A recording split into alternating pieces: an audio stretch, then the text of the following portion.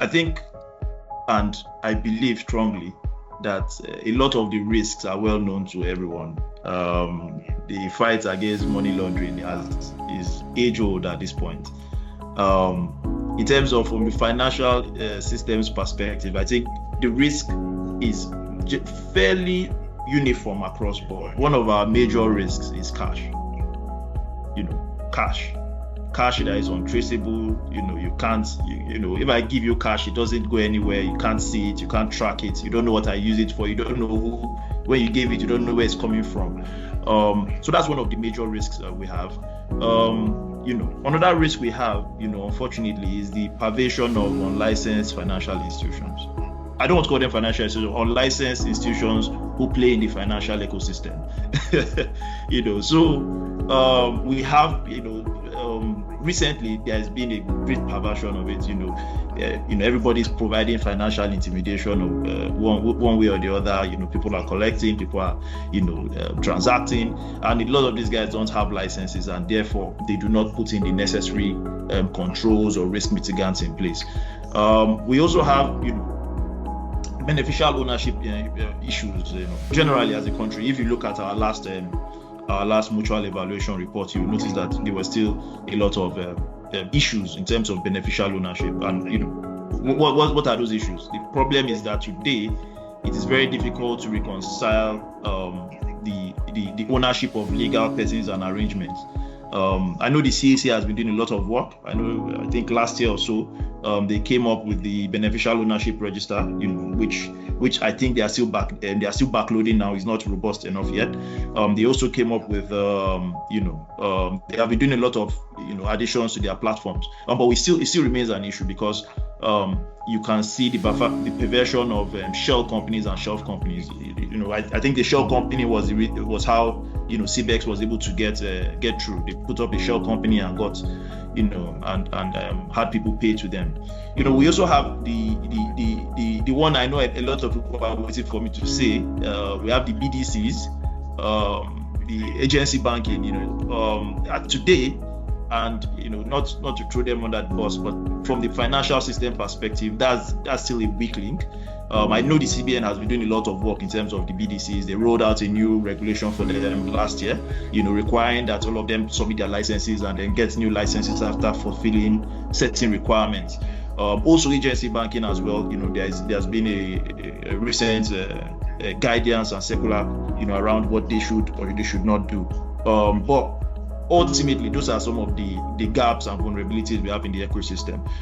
Then also we have the proliferation of new and emerging technologies, in terms of virtual assets, in terms of wallets, in terms of some of our ModSec-enabled infrastructure. In fact, I'm even on a dual call with the regulators now, where they're asking about, some of these technologies. So, the perversion of technology is also a problem. And then, of course, like I said, the informal system, which we cannot deny also plays a big role, especially in the financing of terrorism. I was recently in a training with the National Counter-Terrorism Center, and they showed a statistic, and I was wowed.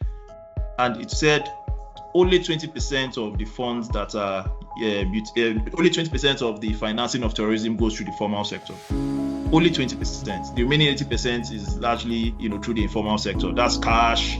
There are some areas in this country where they still do trade by barter. You give a commodity, they call it FITO. You give commodity, the person gets another in return. There's smuggling. There is gold mine. So there is a huge risk, that sits outside in the informal system as well. But just to focus on my question, so those are some of the risks, and like I said, there are so many. Risks are always inexhaustive, but I think I want to focus a little bit more on the controls.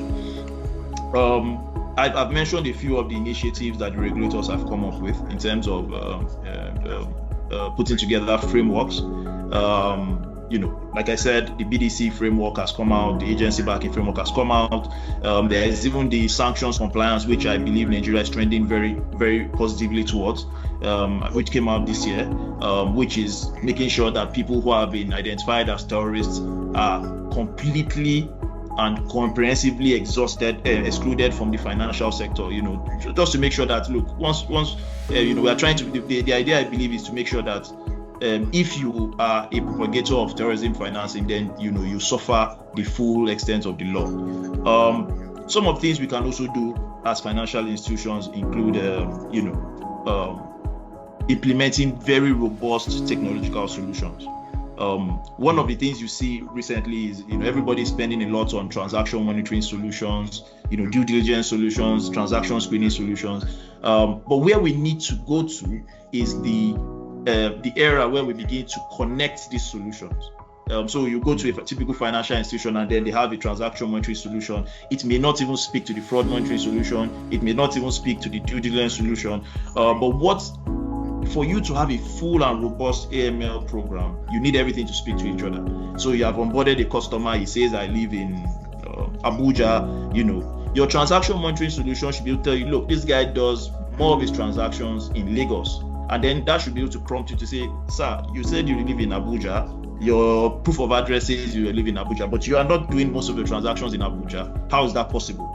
And then he can tell you, oh, I go to Lagos for work, or oh, I moved to Lagos. And then that has progressed your due diligence, right? Even just from transaction monitoring. The same thing with your, other parts of your, so everything has to work together.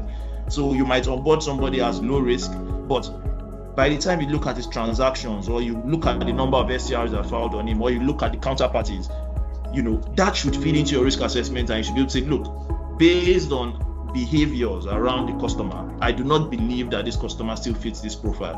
And then that takes us to a dynamic customer risk assessment. So oftentimes you have you onboard somebody and then you risk rate him medium risk today, and then 4 years time he's still medium risk.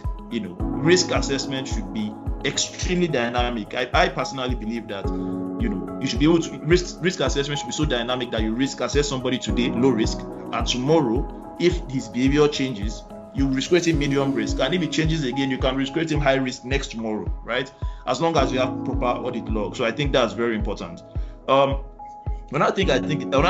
area I think is very important is the aspect of the fintechs and the VASPs who are rallying up and really filling up a much needed space. There is a need for the robust compliance programs in all of those institutions. We have recently seen the CBN come with a hard stick on a few of them. But I think generally, proactively, there needs to be, I'm happy that I'm talking to, I believe a number of us will be compliance professionals, auditors, and what have you. I believe there is a need to raise the standard in this organization. With the release of the framework for VASPs, I believe there is now structure for how the VASP should work, and then there is very, very needed that they also adopt some of these things. Another thing which is very important is training.